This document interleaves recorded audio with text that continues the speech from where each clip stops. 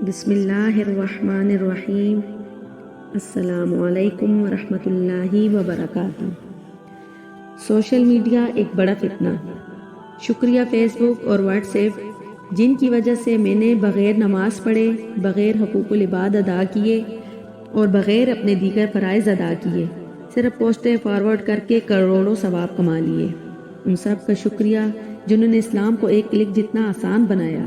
ان بلیوں، بادلوں، آلووں، کدوؤں اور گوشت کا بھی شکریہ کہ جن پر کلمہ اور اللہ تعالیٰ کے نام معجزاتی طور پر لکھ دکھلا کر متاثر کیا، ورنہ پورا قرآن سمجھ کر، پڑھ کر اور سیرت نبوی پڑھ کر متاثر ہونا پڑتا۔ بس اب میرے مرنے کی دیر ہے۔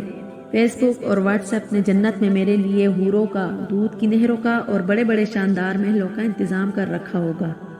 استغفر اللہ، عجیب رواج نکلا ہے۔ یہ پیغام 9 لوگوں تک بھیجیں تو دلی مراد پوری ہوگی۔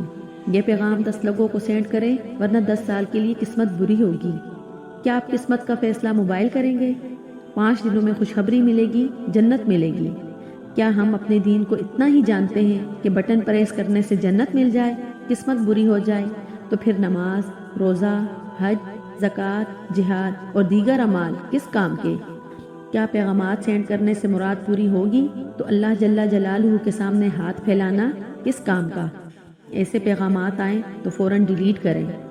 واٹس ایپ یوزر ان 5 باتوں کا خیال رکھیں۔ نمبر 1، کسی اسلامی مہینے کی مبارکباد دینے سے جنت واجب نہیں ہوتی۔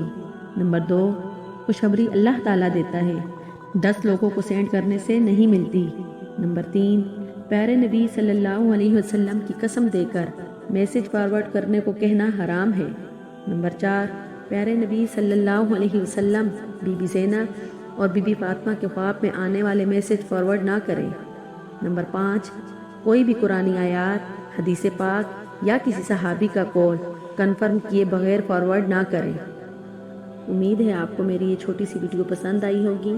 اگر آپ کو میری یہ ویڈیو پسند آئی ہے تو پلیز اسے لائک اور شیئر کیجیے اور میرے چینل کو سبسکرائب کیجیے۔